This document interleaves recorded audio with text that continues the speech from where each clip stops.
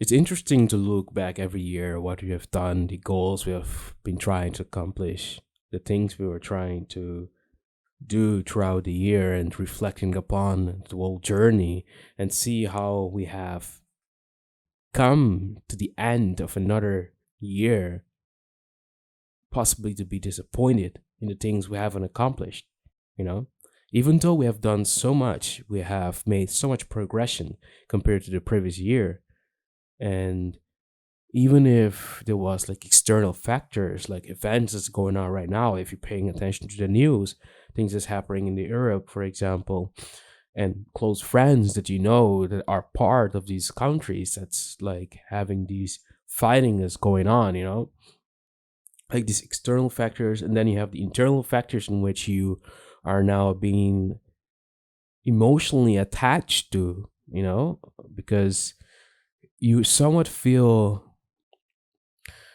as though you are not really making any form of change with the minuscule amount of power that you have on a societal level, like as a creator, as a designer, I always ask myself, like, how can I create more meaning in my work? And that's like something I've been trying to figure out this year, especially after reading the book Finding Meaning in What We Are Making by Sean Tucker. I'm pretty sure the title is a bit different, but it's quite an interesting book in which you really start to ask questions or get some questions you can ask yourself to reflect upon and understanding the journey of this creator since he's a photographer, but he always had like this philosophical view about life. And yeah, it's these little moments, I think, that we experience on a daily basis that we have to pay attention to.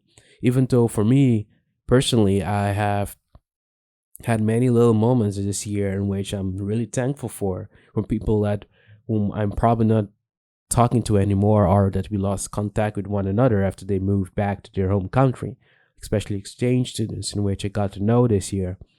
But no longer are we in contact because life changed, like people change when they go back to their country. Even though you say we continue to be friends, you continue to be in connection, I think we don't know that, I'm not the same person as I were a day ago, and they are not the same person as they were 6 months ago that we have met. They change. Maybe they go back to their automatic life as they used to be when they were living there, you know. But all of this is to say is that each year, I think we go with this hope that we can change. We go with the idea of having goals, having resolutions to change our lives for the good, to break bad habits, to, you know, just to be free from the shackles we are bound to throughout our life. But in the end, I think what counts, at least what I'm noticing as the year progresses, is these little small steps that we take one day at a time in the moment and enjoying the time you can with the other person you are with or with just yourself, like being happy with what you have currently, as there is many suffering happening in the world. Thus, as a person that has this privilege of even recording this video, to be able to even have access to internet, I'm thankful, for this moment. I'm really grateful and thankful for the people I've met up to this point, the internship I went through at Woodwork, and people I've met at board game events, and all these other little experiences that I've experienced throughout this year. That's a wrap for 2022. Now, what is it for 23? I don't know. But one thing is certain is I try to keep my mind open to experiences, to adventures, to connections, to people. As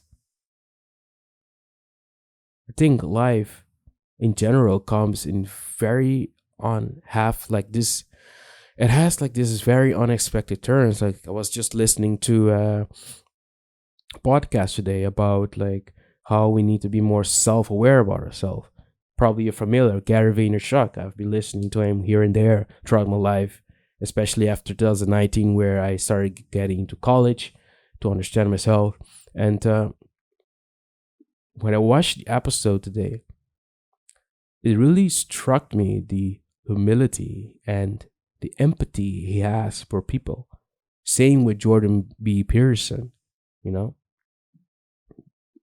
Even if sometimes their words can be quite triggering to some people, it can be seen as this person that knows it all, but in reality, they mean well. They're trying to really create,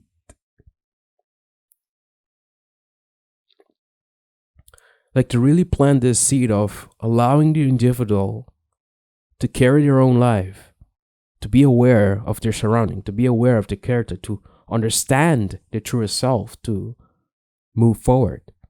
And that's what I found all the time when I read their quotes, or not quotes, but to when I listen to their podcast here and there.